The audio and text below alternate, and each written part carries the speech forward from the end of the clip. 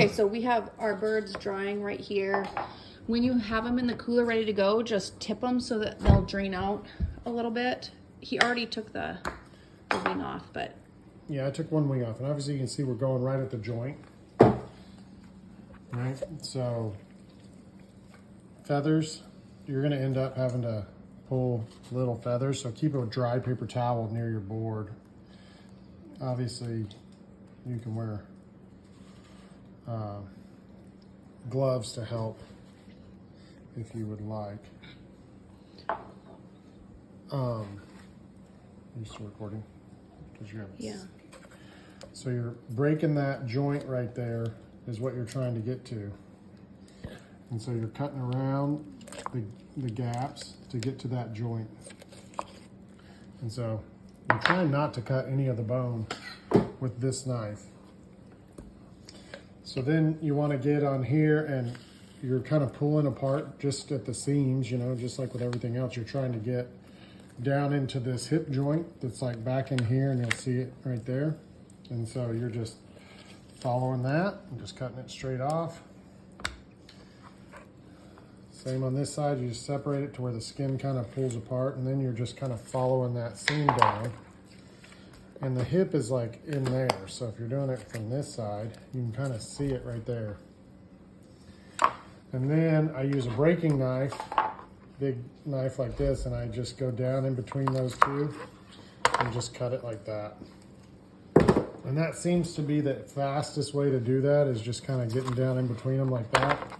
And sometimes you'll cut the bone, but that's why I use this big breaking knife, because it won't dull it up as much. There you go. And then if you're going skinless, you got to pull all the skin off so you can expose the breast. And so I just grab all of this and just peel it all off. And we're just throwing that in a scrap bucket. And so to get the breast off, there's a fat line. These buckets are super handy. You probably have them for your rabbit though. You want to stop and then start here? Okay, so there's a fat line right here, and you're following that fat line with your knife, but you're pushing against the rib bones right there. You can see like rib bone there. So you're pushing against those as you drag this knife down, and then there's a little bone that's going to separate right there. You want to stay on top of that and follow that fat line down, and then you're slowly just kind of peeling everything back as you run the knife down. But I'm just keeping the knife flush against the bone there to try and just get as much meat off of there as I possibly can. And so what you can see here is this is the chicken tender. That's what those two ligaments are connected to. And then the breast. And so then the wishbone's right there. And I'm trying to just follow that down. And then the chicken breast will just come off. And then you got a chicken breast. And then you're just doing the same on the other side. Just switching your angles around. You're getting these little ligaments right here that are down in here. There's a couple ligaments, and you're cutting those and then following that fat line. And you see how it went under that bone there? You gotta stay on top of that bone. And so you're just dragging your knife against the bone, trying to lay it flat against the bone. And then it just kind of peels back. If you keep a little pressure on the meat, and sometimes you'll leave a little too much meat on there, and it is what it is. And you just peel that back, and then you're at the end. And you just follow that line. And then right up against the wishbone again. And then there's breast number 2. Okay. So then you're just left with the backbone, and then there's these little oysters.